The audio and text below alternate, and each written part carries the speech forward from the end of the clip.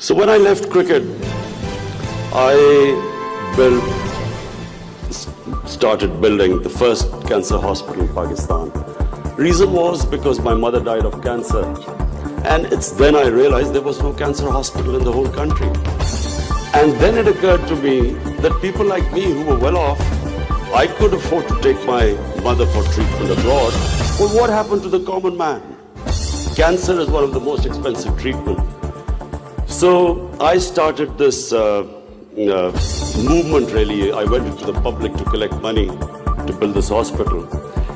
And so I'm just explaining to you how I got into politics.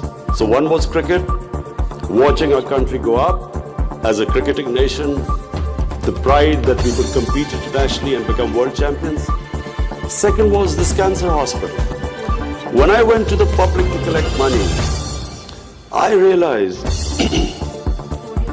that our people are very generous and strong.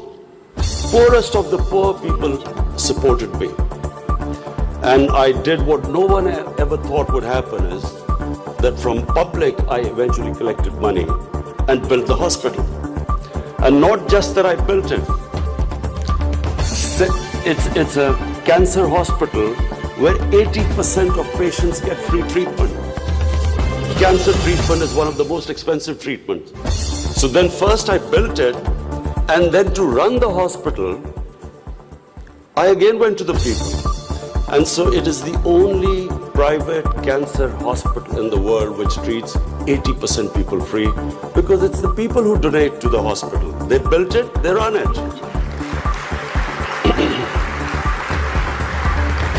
So I kept thinking, why is it that people are so generous to build a hospital and run it, but why don't they pay taxes?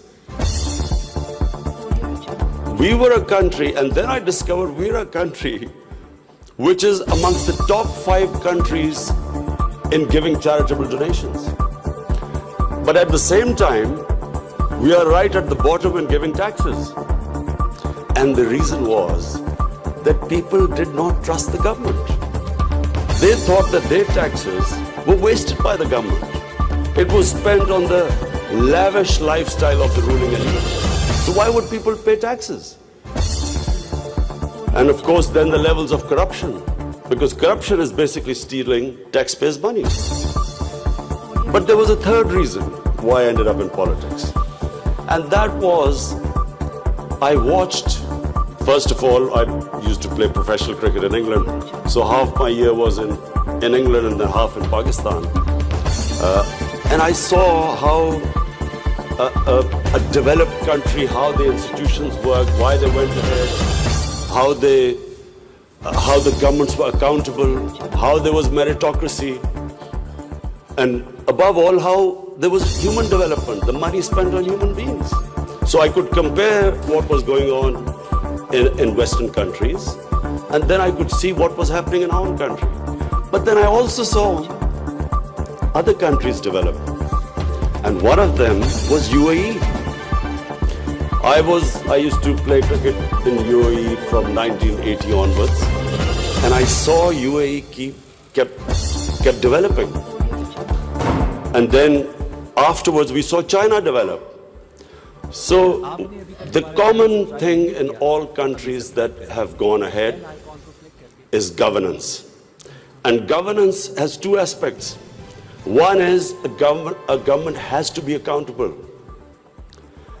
The more accountable a government, the more clean a government, the more successful it is. And secondly, again I repeat, is meritocracy. The better the system of getting the best talent to the top, the better the country. Let me just give you a sporting example. Australia is the most successful cricketing country in cricket history of over 200 years. Because Australia has the best system of bringing its talent up. Pakistan, in my opinion, and I'm not prejudiced, I understand cricket better than probably everyone in this hall. Pakistan has the greatest talent. Of all the countries I've played, I've never seen as much talent as in Pakistan. But we do not have a system of bringing that talent up. So what's the point of having great talent if you do not have a system of meritocracy which brings the talent up? And that's in every field. In the 60s, the reason Pakistan went up, because our civil service exam was the toughest. It was the most